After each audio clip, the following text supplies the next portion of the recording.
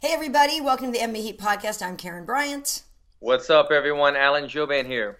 Hey, so as you can see, Alan's Band-Aid has come off. What's the latest with this? How's it feeling? I'm healing. I don't think I'll be doing any neck modeling in the near future, Karyn Bryant, but I am healing up and I feel good. I just got done with physical therapy. It's too easy. I keep telling the lady, my physical therapist, I'm like, we got to bump it up. Like these 2-pound weights aren't cutting it. These little core stabilization drills aren't cutting it. I'm gonna put the pressure on her, but yeah, I'm healing up. I feel good. But don't go too fast too soon, because that's like a cautionary tale we've heard a million times of guys coming back from injury too soon and re-injuring it worse. I know, it's just tough. It's like when you're a Lamborghini like I am, it's tough to just idle, Karyn. I get it. You're just a Honda sitting there doing nothing. I feel like a Civic right now, but no, I'm a Lamborghini. I'm ready to go. I get it. It's funny that you say that. I've literally said that about, like, I know this sounds weird, but if I was like hosting certain shows in the past that were almost like too easy, then I could do it. You know what I mean? Like, and I'm like, you have a thoroughbred and you got me pulling the cart around Central Park. Yeah. I'm like, can I get rid of the cart? You know what I mean? And so I know what you mean. Yeah, you're like yawning at it. Yeah, I get it. Yeah. Well, before we get into the actual fight stuff, which was really fun, the show down in Sao Paulo, just want to let folks know, if you're watching this on YouTube, you actually now can go and watch us on the Amazon Fire TV. So Wade made an app and everything. It's really cool. So if you have the Fire Stick, the Amazon Fire TV, when you go there now under the apps and different stuff like that, you'll see the MMA Heat logo. And you'll see it there. So it has all of our podcasts, but it has all the other stuff that we've shot. So, there's different, titles to break down the different kind of playlists. If you're looking for certain things, there's workouts, interviews, podcasts, all kinds of stuff. So definitely check it out. Again, that's on the Amazon Fire TV. And I'm toasting, this is coffee, but here's to Wade because he figured that whole thing out, which is pretty cool. I'll cheers to that because I have no clue about that stuff. Wade is my go-to guy when I'm doing things like that. And, you're very organized, Wade, when it comes to the YouTube, social media, thumbnails and titles and putting shit in order. Wade is the man. Yeah, it's very cool. All right, awesome. And obviously, too, we're also downloadable on iTunes and everything. If people just go to mma.audio, they can find all the stuff there, too. So that's also another way to check out the show. But listen. So, it was one of those events where, the main event changed. Originally in August, it was Glover Teixeira versus Jimi Manuwa. That was awesome. Glover's a huge Brazilian hero. And then it was Jimi Manuwa versus Thiago Santos. That came up later in August. And we're like, all right, that's cool. Thiago's going up in weight, but he's a big dude anyway. And then the week of the fight, Jimi Manuwa's out. It's Thiago Santos versus Eryk Anders. And then people were sort of like, whatever. But, dude, in my mind, that fight over-delivered. I thought that was so much fun. You said it. Not only did the change of main event guys change so many times, but the fights were delivered. But even, I got to say this, and we'll get into this, but even the way the fight ended with Eryk Anders essentially, and I'm a big fan of him, but essentially kind of giving up, it's still delivered. I feel like that is not going to be the headline today. I don't know. I haven't looked yet, but you haven't really seen nothing left to give. You're right. And so, we think about the fight when Luke Rockhold took on, I think it was David Branch, and David Branch's first or second fight in the UFC. Luke Rockhold had the mount. He was pounding on David Branch. Mm-hmm. David Branch essentially tapped, and the headlines the next week were like, did David Branch give up? Did he quit? You can compare that to what happened with Eryk Anders, but he gave so much, and I remember tweeting. I think you even retweeted it during the fight. I remember saying these guys are keeping up a killer pace. Yeah. How is this going to go 5 rounds? There's no way this pace will stay. And sure enough, man, a 3-round fight is hard enough to keep that pace. How can you go into a 5-round fight like that? Eryk he just had nothing left to give. You can see his cornerman trying to help him up and kind of like fake it. Like, come on, guys, don't show him how tired you are. But at that point, I think it was a little bit too late for Eryk. Yeah, I think it was that he just gave it all. He literally left it all in there, and there was nothing left to give. And that was the whole thing with this fight, him taking it on 6 days' notice. And he was up a weight class, so he didn't have to cut as much weight. But he did actually say that he still had to cut weight when he got to Brazil because, when he's not fighting, he does get up kind of 240, 230 something, 240, I guess. So he did say he still had to drop weight, but I feel like that was kind of on both of their minds, both for Thiago and for Eryk, that okay, both of us, I mean, Eryk had less time than Thiago, but like, okay, it's short notice. We don't usually carry around this much weight in a fight. It probably won't go fight. Let's just throw as much as we can early, you know what I mean, and try to finish this thing faster. I kind of felt like there was that sense of urgency in there that maybe both guys knew they couldn't go for 5. And so in the end, like the fact that Eryk couldn't get up, I mean, like what a warrior. The fact that he, you know, they're both just like, I got nothing. And if you look and if you look at when they're sitting there on the ground and you see Thiago also sitting there, and he kind of gives Eryk this look, it's almost like, is he getting up? If he gets up, I'll get up. But like, if he doesn't get up, I don't know if I'm getting up. You know what I mean? Like they kind of had this look of like mutual exhaustion and mutual like, what are we doing this still? Okay, we're going. You know. And that's that feeling that you're talking about, that look that they had. That's a horrible feeling because I know it. I know. When I'm in fight camp and my coaches want me to go 5 consecutive rounds inside the cage with a new body every time. Right. And I know when the third guy comes and I've given it everything that I had in my gas tank. And then I go back to the corner and a fresh guy comes in and I'm thinking, I don't have anything. I really don't have anything. And my coach is saying, get back in there, 2 more rounds. And I'm kind of like, the thought process goes through my head, like, are you crazy? Or like, are you serious? Are we? And I think he was in that part. Yeah. He literally, like you said, he had no more gas in the tank. He could barely stand up. But there is a thing. I'm just playing both sides of the card. There is something in your head that you have to say, all right, I'm gonna give in, because like to show that type of exhaustion, because we're like so programmed to not showing the weakness. And he showed the weakness. He pretty much said, I'm gonna show him I have nothing left. I'm gonna kind of show it and give in and just kind of tap out to it. But again, I'm not mad at him, man. He took a main event on short notice, up a weight class, and it delivered. Did that fight get fight of the night, by the way? Yeah. Okay. So I would assume so, that it did, and I'm glad that they got that bonus. But it delivered. It was a fantastic fight, and I'm glad that the headlines today aren't that he kind of essentially gave up at the end. Yeah, and the thing that's interesting about it too, now when we talk about it, you know, they're both middleweights. We talk a lot about how light heavyweight is actually kind of a more open division, and that, you know, there's maybe more of a shorter path to the title at light heavyweight. So I don't know if either of these guys would consider fighting there again. But I feel like their stock went up for both of them. Like Marreta has been a guy who he had won 5 of his last 6 before. So now I guess it's 6 of the last 7. You know, the only 2 people to beat him really were H.E.A.T and David Branch, knocked out Thiago. But other than that, you know, he's been on a really good run lately. Eryk Anders, the only loss Eryk Anders had was to Lyoto Machida before, and that was by split decision in Brazil. So I feel like both of these guys now, that fight did a lot for their stock. Like, I feel like Thiago Santos was one of those guys where I was like, yeah, that dude's good. And, you know, he was on that card in L.A., got another win there, like with Kevin Holland went fight. You know, he was just like, this guy's good, but I feel like he needed a kind of fight to make people get more excited about him. And I feel like this fight did that for both him and for Eryk. Like, now people know, like, these guys are gamers. Like, even, you know, win or lose, these guys know how to just go out there and just go for it. So I thought that fight, in, you know, even if they go back down to middleweight or whatever, like, I feel like that fight was really good for their stock going forward. Yeah. Well, now that people know, like you said, and I think more importantly, now the UFC knows. I think that initially him fighting 5 rounds at Lyoto Machida, and even though he came up short in that fight, he showed that he proved that he could go that long, 5 rounds. He can go with one of the top fighters in the world in Lyoto Machida.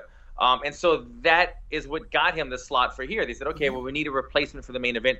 That earned him this shot. But as you're saying, him going in there on a late replacement, and he's already been proven to be able to go 5 rounds against tough competition, but then putting on an exciting fight in Brazil against a fellow Brazilian, or a Brazilian in his home, and making it such a war of a fight. Now, the UFC knows, the fans know, he's a guy now that they could call, look, we need a co-main event, we need a main event. Eryk Anders is that guy now. I remember when Derek Lewis, he's always kind of been a big name because of his size and his antics. But when Derek Lewis first main evented his first main event, it wasn't the best main event. He got the win. It was kind of a kind of a slow fight, but he got kind of his feet wet in the main eventing. After that, he came out and did a knockout. I think his next fight, And Derek Lewis is now that guy that, like, win, lose, or draw, you can always put Derek Lewis in a main event slot. You can always put Derek Lewis in a co-main.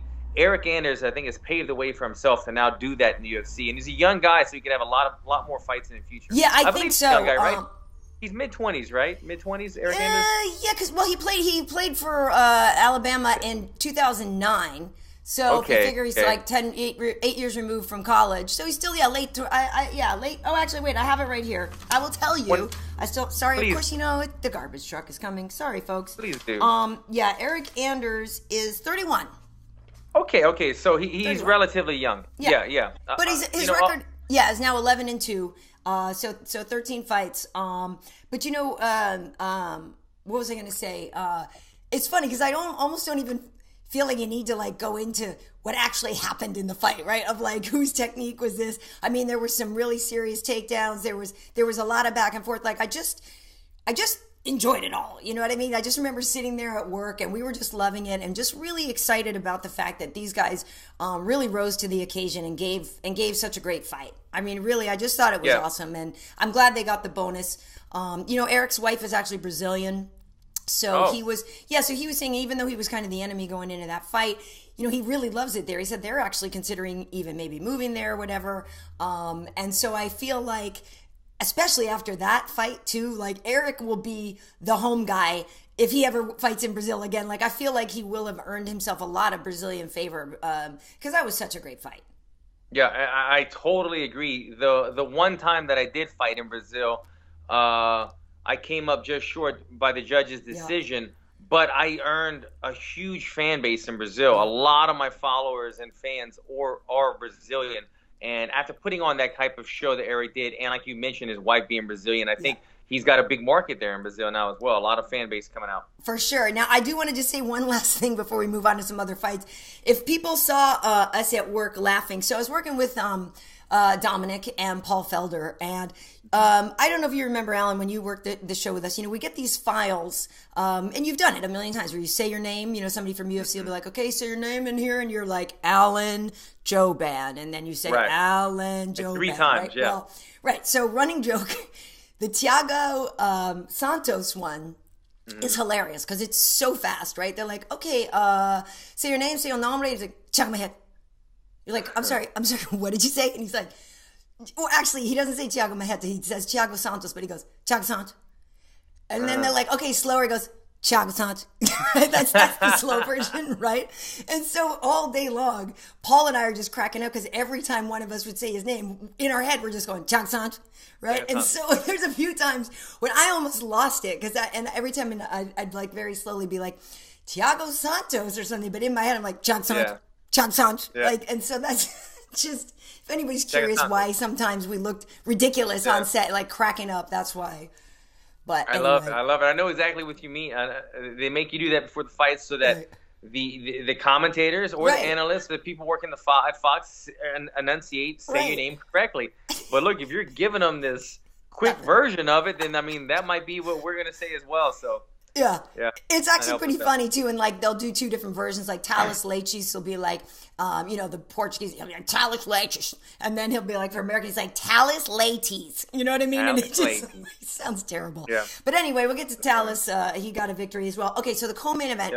Both Oliveras on this card are 2 fighters that I have absolutely loved, and I know Charles fought your boy Christos, and we'll get to that. But Alex Oliveira, I don't know when it happened. It was a few fights back. I mean, it was even before Yancey or whatever. But like something about him, he just became one of my favorite fighters. There's something about him when he walks into the octagon, like he was flossing this time, but like just the dancing, the smile. This is a person to me that looks like literally the octagon is his happy place. Like he has so much joy when he's going in there. And I find that so, I find that very endearing. And I find him, win or lose, I find him just such a person that I like to watch fight. I like to root for him. He's good too. By the way, I didn't, when he submitted Carlos Condit last time, and then this fight was so fast, but I don't know. I just think that dude's awesome. I know he's in your weight class. I don't know if he's somebody you would ever fight. That would be awesome because you guys would just strike like crazy. I just think he's great. I'm a big Cowboy fan. Yeah, no, he's good, and every time I see him with that type of that fulfillment when he's walking to the octagon, where he's like this is where he wants to be. It kind of baffles me because I have a lot of fighters. We have that for like this is where it's supposed to be, but we're very serious or we're very in war mode. Where he's able to really be light and open about it, and so that's his thing, and that's like you said, it brings in, it attracts people because he's different and he's fun about it. I thought honestly after his fight of the year candidate with Yancey that happened a while back, that he wasn't going to be quite the same. I thought, wow, this is the kind of fight that punches a couple holes in your ticket. It didn't do that apparently. He's still fighting at a high level. He's still finishing guys, still putting guys away. His opponent, what was his opponent's name again? Do you remember? Yeah, Carlo Pedersoli. So he's just had one other fight in the UFC, which he won with Brett Johns. Right. He went to a decision with it. Right. So he's it looks like a very technical guy, but I'm trying to think how to word this. When I watched his previous fight, I felt like he was, I guess his competition wasn't up to par with him. Right. And so he was able to be very pretty. He was fighting very, very beautiful. Yeah. But I remember thinking, if somebody just gets in this face and makes it an ugly fight, that's how you beat this guy. Because he's kind of like watching himself fight, if that makes any sense. Like sometimes when guys are at a higher level, they'll kind of do stuff and they're kind of looking at what they're doing and they're making it look prettier than it needs to be. And I felt like he did that in his last fight. And for some reason, and I'm not trying to sound negative, but it kind of irked me in a weird way because I'm like, if he's able to make himself look pretty, that means the level of competition. Right. It was just a good matchup for him. And I remember thinking, Cowboy's not that type of guy. Cowboy puts pressure. Cowboy makes shit ugly. Cowboy doesn't do pretty fights. Like Cowboy just throws weird punches from weird angles, pressures you against the cage. He fights in different areas. Yeah. And sure enough, it's like I broke this fight down to a T, and we saw the results. We saw what happened. And I'm not trying to kick a guy when he's down, but I knew going into this fight that this matchup wasn't going to be good for the opponent, and sure enough, it wasn't, Karyn. Yeah, no, you're absolutely right. And of course, people should remember that Neil Magny was initially Cowboy's opponent, right? So Cowboy was supposed to have, and I agree with you, tougher competition, right? So Neil Magny is ranked. They were supposed to fight. Neil Magny was taken out of that matchup, put in the main event against Santiago Ponzinibbio, which is happening in Buenos Aires a little bit later in the year. So, and apparently Cowboy and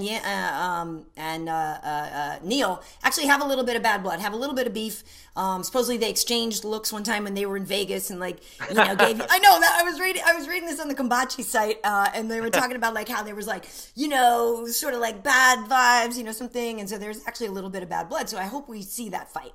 And it's funny that you say that about Carlo fighting pretty, because literally this article I read, that's basically what Cowboy said. He's like, this is a guy who comes in here and he'll be like, your turn, my turn type thing. Like, I kick, you kick, and let's, dance around here and score some points and be pretty. And Cowboy's whole thing was like, all right, dude, but we wait till we get into it. As soon as we actually get into it and fists are flying, you're going to realize you made a really bad decision accepting this fight. And that's literally what happened. He capitalized on a huge opportunity. He set it up. I think his opponent threw a side kick, and he kind of parried it with his hand, countered real quick. But if like you said, if Cowboy said that about him, then we saw the same thing in this opponent, was that he's comfortable with the guy that respects his rhythm of fighting. But if you don't fight in that rhythm, then it could be a bad night for him. So he's a very technical guy, and I think he's going to have a bright future. Yes. But I just think he might have to kind of forget about being pretty sometimes and just get the job done. Because in MMA, it doesn't matter how clean, how pretty your technique is. Where other sports like Muay Thai, there's a style, there's a rhythm, there's a dance to it.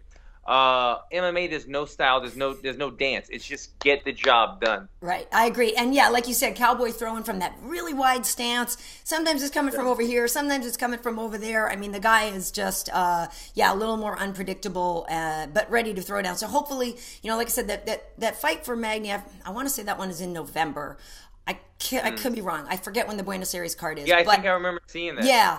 Late November, maybe. Right. So hopefully that fight, maybe that'll come back around or whatever. But, Cowboy's a guy who is dangerous. And even though this guy wasn't as tough a competition. Remember, the last person he beat before that was Carlos Condit in April, and he tapped him out. So he's also versatile, you know. Yeah. And to that, Karyn, I remember when they showed the rankings. I didn't love those rankings. A lot of it didn't make sense, but I remember seeing Cowboy at number 14, and I kind of questioned. I go, Cowboy at 14 for, he beat Carlos Condit, but Carlos Condit, he's not really the same guy. He used to be. Yeah. But look, the performance that he put on against his opponent, knocking that guy out in 30 seconds or whatever it was, I said, you know what? It reminded me, Cowboy is a good tough guy, and he deserves that ranking. So congratulations to him. Absolutely. Okay, so now we go to the heartwarming, feel-good story, and I feel bad because you and I work with Smiling Sam Alvey at UFC Now every now and then, but my heart was happy to see Little Nog win. I'm sorry. It's like the history, the family, the legacy, just to come back after almost 22 months away. That face, the legend, it felt good. And I know somebody had to be on the receiving end of that knockout. I know some people are saying, early stoppage, whatever. I don't know. I think Sam got tagged pretty well. But that just made me just happy. It just made me happy to see him back and get a win. Well, you just explained it, but my question was going to be, what was the heartwarming story? It's Little Nog. I get it. It was fun. It was enduring to see the two brothers embracing inside of the octagon. The celebration outside of the octagon. Right. I forgot who it was that were going nuts, but it was a good fight, and that's Sam Alvey's style. He either knocks you out or he gets knocked out a lot of times. He was just kind of playing with poison right there. And look, Sam's a guy that does that to a lot of people. He's normally the guy putting people's lights out. I think he mentioned, and I think I heard it during the broadcast, that now that he's jumped up to 205, he doesn't quite have that one-punch walk-off knockout power. He's got to hit guys a lot more times. The Nogueira brothers they're known for jiu-jitsu. Yeah. They're long, lifetime black belts, but they've always been very well known for their boxing. Yes. They've always had real crisp boxing. I remember reading, I forgot what book it was a long time ago, but Nogueira was fighting Fedor and his team, and I'm talking about, we're talking about, 15 years ago or something, and them saying, you're the better boxer, you've got the better hands. It didn't go his way that night. Fedor ended up knocking the bigger Nogueira out. Right. But that's how much 15 years ago they believed in their boxing, and that's how much they were working on it back then. So you fast forward to today, 15 years later, these guys, their weapons, or they're going to punch you or they're going to submit you. And a lot of times, it's this punch. If they're getting the knockouts more so than the submissions, it seems like these days.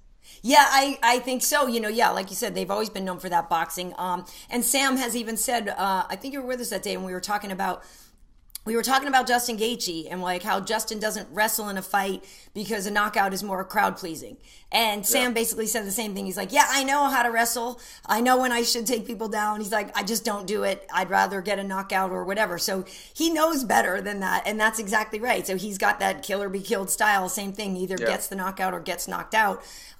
Which is why Sam is a crowd pleaser. He says yes to almost every fight. So I'm glad, he had that opportunity. Like I said, I feel bad that somebody has to be on the receiving end. That said, I'm always happy to see a Nogueira win. He says he's not retiring. He's just 42. I think he said something afterwards that he felt like he could fight another year or something. Listen, I mean, there's a lot of matchups out there that are going to be incredibly dangerous for Little Nog. So we'd have to choose very wisely, I think, who he fought. But that just made me feel. I just was happy. That's all. Hey, and let's be honest here. Okay, he's a killer, and he will die an old man, a beast. He will always be a beast. Those Nogueira brothers, just their look, the grit, they've been doing this their whole life. He's 42, going on 65 or something. Okay, let's be honest. He's 42 with some miles on him. So I might ride that victory off into the sunset. But hey, I'm not him. If he got in there, but I think they said during the broadcast again that he's been having a tough time staying healthy, which I know all about.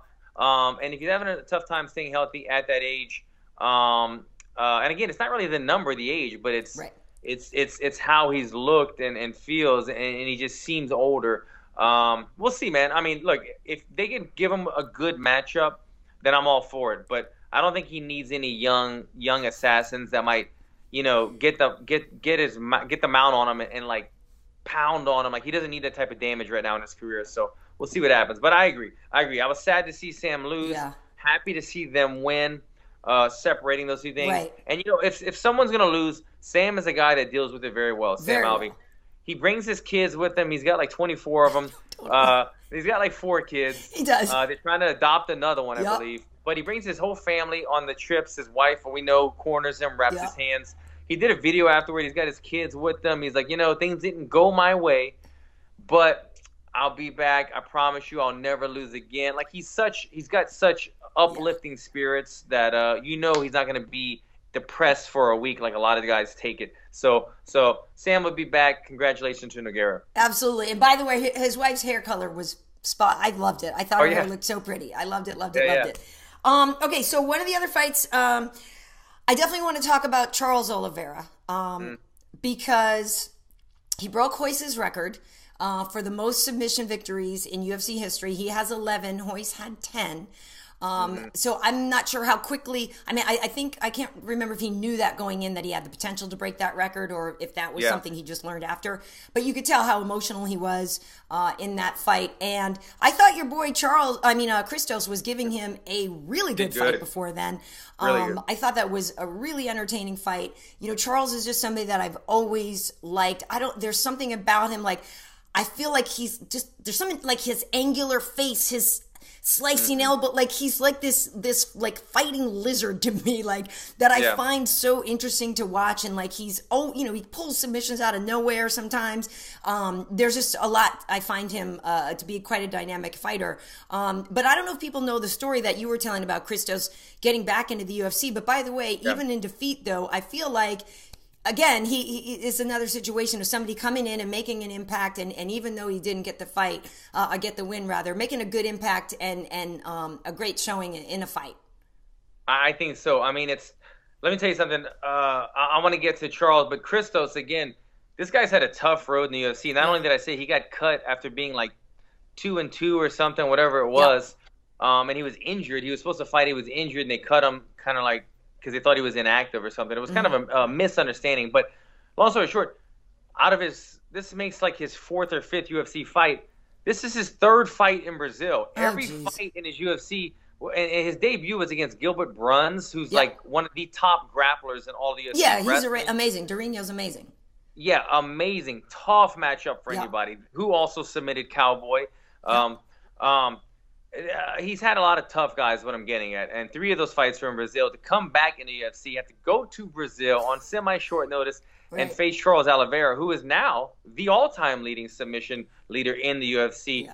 A tall task. I was saying that he was going to shock the world, and I really believed it because he's really that good. And you mentioned it. He made it a fight. When Charles went to initially take him down, he almost had that takedown, and it was one of those takedowns that 50%, no, higher than that, 60-70% of the fighters would have just accepted the takedown, but he kept fighting. I could hear Kenny, don't give it up, get that underhook, got back up, got back to his feet. He was making Charles Oliveira work for his money, but when Charles got in that dominant position, that's when he does what he does best, and he's one of the best in the game because Christos is hard to submit. I roll with him all the time. He's very tricky, but Charles made it look easy. Charles, when he got in that dominant position, he's so good. His arms, he's built kind of like a Tony Ferguson. Yes. Charles Oliveira. He's like a Tony Ferguson who just fights more technical. I'm not saying he is more technical than Tony, but Tony fights scramble. Right. Charles fights technical. He stays in that high Muay Thai stance. When he gets on the ground, he's all over you with those long limbs. It was a wonderful fight, and I agree. I text Christos right after. I said, dude, you looked amazing. Awesome. You were stuffing his takedowns, getting back up to the feet. You were striking with him. He's just a submission expert, and Christos made one little mistake on the ground. He gave him the back for a split second, and you do that against a high-level grappler. That's all they want, a crack in the door and kick the door open. So I was really happy for both guys in the performance. I wish my boy would have got the victory, obviously, but for Charles to get that record, that's a big moment for him. You could tell, realizing that the guy that evolved the sport and probably was a hero of his, especially if you're a jiu-jitsu guy, now you've broken that record, and now you're in the record books forever, or for a long time at least. Yeah, I thought that was awesome. One thing that was interesting, you know, Charles said after that he wants to go back down to 145 pounds. I don't know if I love that. Because I was surprised by that too. Yeah, he's missed weight there before, and I don't know, he just looked awesome. I don't know if I love that idea, but then your brain starts to imagine like T-City, Brian Ortega versus Charles Oliveira, and then you start to like get a little bit excited. You know what I mean? Like, I don't know, if he really thinks he can make the weight, I guess so. Both of those divisions are so hard right now. I just, sometimes when he would weigh in at 45, he looked terrible. I think it's a mistake. I think he's a better fighter at 55. Here's the thing, though, Karyn. I think he said something about, like, the belt will be mine at 45. Right. So he has his eyes set on the belt. I think he's a better fighter at 55, but I think he looks at the road to the belt at 55 and says, this is too tough of a road. I don't like these matchups. I think the road to victory, the road to the belt at 45 is a smoother path for him. Yeah. But if he didn't have his sights, and I'm not saying fighters don't have their sights set on the belt, but if he wanted to stay at 55, and maybe he wouldn't become the champion, I don't think, but I feel like he would still win a good number of fights, make a lot of money, be able to main event some things here and there. I think he's a better fighter. I just think he sees the belt more a possibility at that lower weight class. But like me and you agree, he doesn't make weight all the time, and it shows in the octagon at 45. Yeah, and especially too, the older you get, usually you go up in weight, not back down. One question for you: what happened to Renan Barao? I mean, it sucks. He's just not the same guy, and I know people have their theories as to why. I don't know. There's something that's tough. Like, it wasn't all bad. You know, right away, Andre Ewell came out and cracked him and, you know, came out of the gate. But, you know, Renan missed weight by almost 6 pounds. I know he changed camps to ATT a couple fights ago and stuff. And I still think there's a lot of things that he does well. But I don't know. That's just one of those things I kind of find it hard to, when you're literally watching, you know, somebody's just decline, and it's hard because if you remember the champion that they used to be, he was so dominant, and then it's just kind of like you wonder what happened, how did he lose it, or is just everybody else better and he's just got too many years on his body now, you know? Yeah, I mean, I see the same thing. I mean, we all see it. It's obvious. The guy that when they would do the build up for Renan Barao, they would say, this man hasn't lost a fight in this many years. Right. This guy has been the champion. This guy is untouchable. When you look at when they would show his back takes, this is high level. This is such high level. You need a split second. He takes your back. He spinning back heel kicks to the head, knocking people out. And we don't see any of that anymore. That it's a different guy in there now. He's a bit slower. He's a bit less accurate. He's a bit more chinny. Yep. It just, everything has kind of declined. It's sad to see it. I mean, he's not going out there getting mopped up by any means. No. But to go from such a dominant champion to who he is now, it's kind of like a Rashad Evans. Like, how did Rashad Evans go from Sugar Show to the guy that was losing 5 in a row? The guy that was I think he was the highest percentage takedown wrestler in the UFC, to a guy that couldn't take down anybody. I mean, he had no more wrestling. It was the weirdest thing. Yeah. Help me real quick, Karyn. Let's get me up to speed, and then our viewers as well. So, when Barao was the champion, he was the champion at bantamweight, 35, correct? Yeah. 35 champion. He could never he had trouble making weight. Right. So there was one time where he was supposed to fight TJ, and that's when Joe Soto came in, because they literally wouldn't even let Renan cut anymore. That was up in Sacramento. I was working that fight. I forget the other times that he missed weight, but it's happened where he's coming heavy and where they were saying, okay, you got to go up in weight. Right. But I believe it was like a 10-year period or something crazy that Renan hadn't lost. And he was a wrecking machine and stuff. But it's like TJ stole his soul or something. Yeah, well, that makes 2 of them that TJ has done that now. I think we can guess the other guy. Yeah. What was this weight class? What was this fight at is what I'm asking. This one was 35 again, though. 35 again. Okay, I'm 90% sure they fought at 35 again. Yeah. Okay, that's what I was trying to determine, because he missed the weight so drastically. I mean, 6 pounds, that's just not good at all. I mean, you can't even think about ever being a champion if you're missing it that far. Right. But that's why I was asking, because I know he's jumped up and down from weight class. Yeah. Pardon me 1 second. Right. I know he switched weight classes a couple times. And if he was up in weight, I didn't know what this fight was at, and he was missing that badly, then something's definitely wrong. But so he's at his natural weight again. He's missing weight. He's not looking the same. I don't know where to go. I don't know where he goes from here. I think now he's just fighting. You know, he's fighting to support his family and stuff, which I get, and it breaks my heart, but I get it. It's just sad to see somebody with so much talent who is going into the record books, and he still could be in the Hall of Fame one day or something. Yep. But he is no longer that guy anymore in the UFC. Yep. Before we wrap up, I did also want to mention one thing. You know, our mutual friend Ben Saunders here, who's just a really good guy. I don't know if people saw after the fight. You know, he lost to Sergio Moraes, who is very, very good.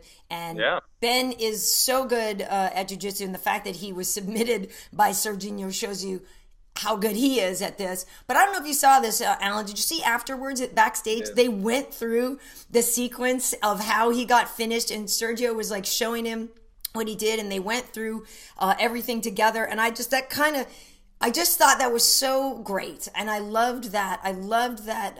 You know, there are competitors in here and brothers outside of the octagon, you know, just teaching each other and learning from each other. I loved to see that.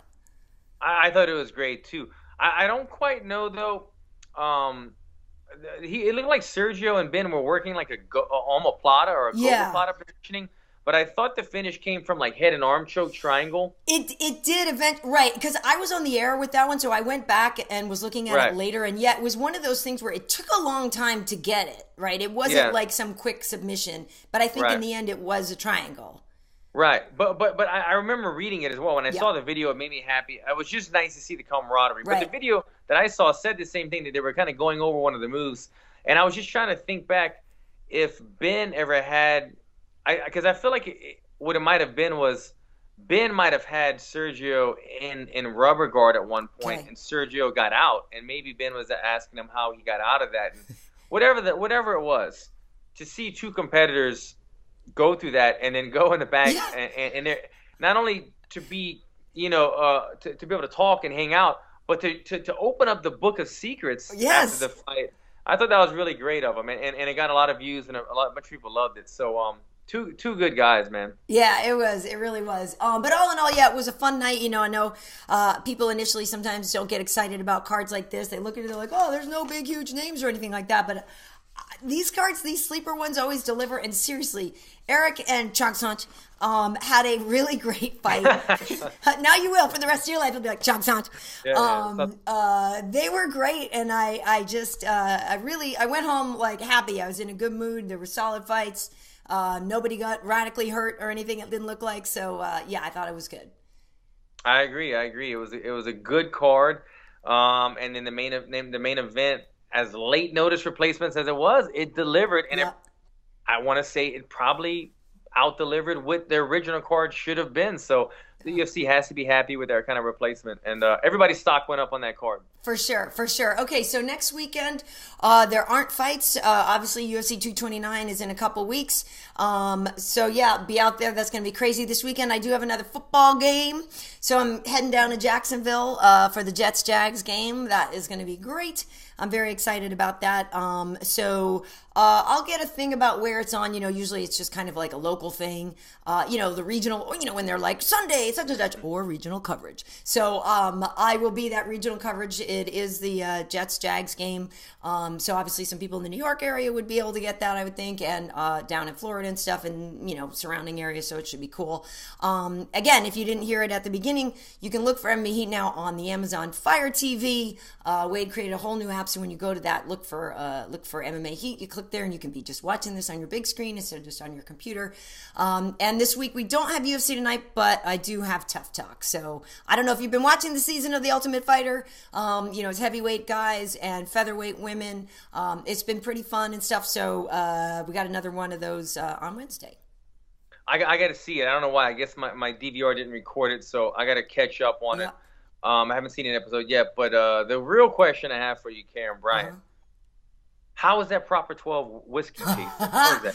Is it delicious? So, I will say I'm not a huge whiskey drinker. It gets me just hammered, and I swear, like, I just don't drink it too often. We drink Bullet here. Wade likes his Bullet, and I'll mix it with stuff sometimes. I think that's whiskey, or is that bourbon? I don't even know the difference. But it's good. Here's the thing. I will say this. It's light, right? So it's not like one of those deep, rich whiskeys that you feel like it's been aged forever and ever. Like, I guess, it hasn't been aged that long yet. So maybe as it gets along, it'll get that deeper flavor. So I liked it because it was lighter, and it was something that I can handle. But again, I'm not a whiskey person, so you know what I mean? It's like I'm maybe the wrong palate to judge it, but I liked it, but I couldn't go out and drink that because I'd be on the floor, like, smashed in about, like, a drink and a half. Done. I can't handle that. Well, that's good to know that it's like a lighter one, because I was wondering that as well, because it's called Proper 12, so I was assuming that it was like a 12-year age. Maybe not. No. But then again, I was like, well, Conor's only been around for a little while, but then maybe he just found somebody with a recipe, put his name on it, and bam, they had Proper 12. But I was kind of curious about the story behind it. But I drink whiskey now, but I probably can't even tell the difference. I just want the most expensive stuff. If somebody else is buying it. Then I want the expensive one. Exactly. Well, Proper 12 actually, I guess he initially had a different name, because when we were on at Maymac, he had announced that he was going to be having this whiskey, and that was the first time we'd heard about it, and they were going to be calling it, I thought McGregor's or something, and I guess there was a copyright infringement or something, so it's Proper 12 because he's from District 12 in Dublin. That is like the postal code or whatever, or the district that he's from. So the Proper 12 is in reference to the district that Conor is from. So that's that. That's good to know. District 12. What is this, Hunger Games or something? Apparently. Yeah. Cool. All right. So on social media, I can be found at KB H.E.A.T on Instagram. Karyn Bryant everywhere else across the board. And of course, we have MMAHeat.com and MMA Heat across everything. And also, again, look for it on Fire TV. That is pretty cool. So where can people find you, Alan? Yep. At Alan Joban. All social media, guys. I keep it nice and simple. Cool. Awesome. All right, so we will catch up next week. I'll be back from the game, and we will preview 229. It should be good stuff. Yes, sir. All right, guys. Take care. Thanks for tuning in.